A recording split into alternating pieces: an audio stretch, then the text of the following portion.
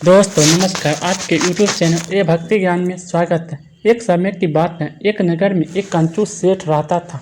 वैसे तो आप नाम से समझ गए होंगे, कंजूस इतना कि चमड़ी चली जाए पर दमड़ी न जाए। कंजूस ऐसा कि सर्दी गर्मी कुछ नहीं देखता, बस भाग दौड़ केवल धन के लिए करता रहता था। उसके दिमाग में बस एक बात बैठी हुई थी कि किसी तरह बहुत बड़ा धनवान बन जाऊं।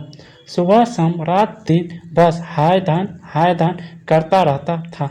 दुकान में तराजू के पलड़े चमड़े के, तराजू की डंडी लकड़ी की और बाट दूसरे दुकानदारों से उधार मांग रखे थे।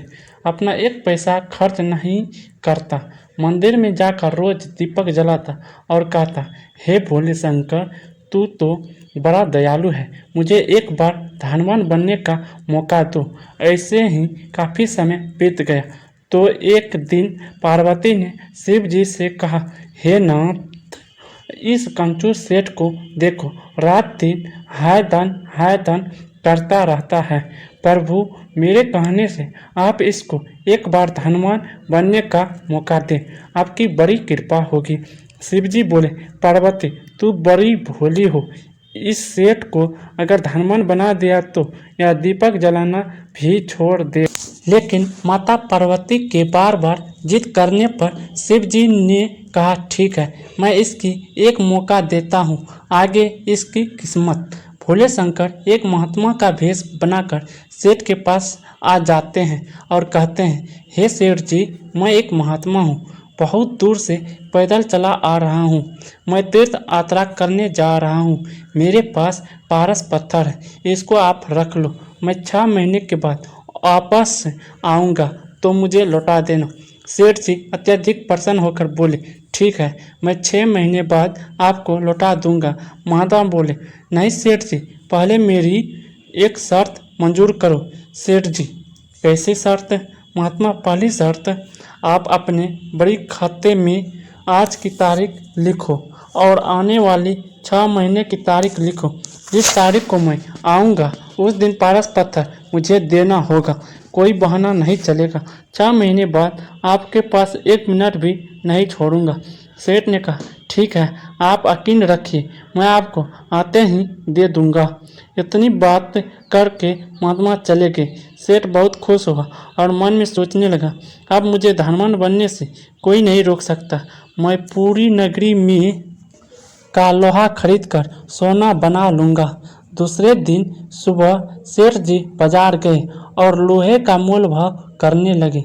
लेकिन एक क्या, कल तक जिस लोहे का मूल 8 आना शेर था, वह आज 2 रुपये शेर हो गया। सेठ दूसरी दुकान पर गया, वहाँ 2.5 रुपये शेर बताया। इसी तरह वह हर दुकान पर पहुँचता रहा और महंगा सुनकर आगे चलता गया। इस तरह वह पूरा दिन बाजार में घूमता रहा, लेकिन लोहा नहीं खरीद पाया क्योंकि लोहे का भाव उसे बहुत ज़्यादा लग रहा था। आखिर शाम हो गई तो सेठ ने सोचा, कल सस्ता हो जाएगा तब खरीदेंगे। यह सोचकर घर लौट आया। अगले दिन सेठ फिर बाजार गया और लोहे का भाव पूछने लगा। पूछते ही उसे करंट सा लग गया क्योंकि आज लोहे का भाव 3.5 रुपये शेर था। सेठ निराश होकर अपने घर चला गया और कल का इंतजार करने लगा। अगले दिन वह फिर बाजार जाता है, लोहे का भाव और महंगा था। फिर घर वापस आ गया। ऐसे ही दिन बीतते गए, लोहे का भाव दिन प्रतिदिन बढ़ता गया और वह एक दिन सस्ता होगा यही उम्मीद लगाए बैठा रहा। ऐसा ही इंतजार करते करते न जाने कब 6 महीने गुजर गए और महात्मा दुकान के आगे आ धमका। महात्मा को देख सेठ सन्ना हो गया और बोला, महाराज, आप दुकान में बैठिए, मैं अभी बाजार जाकर आता हूँ। महात्मा ने कहा, नहीं, मैंने कहा था मेरे आने के बाद 1 मिनट भी नहीं छोड़ूंगा, ला मेरा पारस पत्थर दे। अब सेठ इधर उधर ताकने लगा। दुकान में कोई लोहे का सामान नहीं था। तराजू की डंडी लकड़ी की है, पलड़ा चमड़े का है। आखिर दुखी होकर सेठ ने पारस पत्थर महात्मा को दे दिया। महात्मा वहां से चले जाते हैं और सेठ जी सिर पकड़ रोने लगता है हाय मैं कितना कंजूस हूँ। मैं 2 रुपये से लोहा नहीं खरीद सका। अगर मैं 10 रुपये से लोहा भी खरीद लेता तो आज मैं सबसे बड़ा धनवान होता। दोस्तों, आपको यह कहानी कैसी लगी? अच्छी लगी हो तो वीडियो को लाइक करना, चैनल पर पहली बार आए हो तो चैनल को सब्सक्राइब भी कर लेना।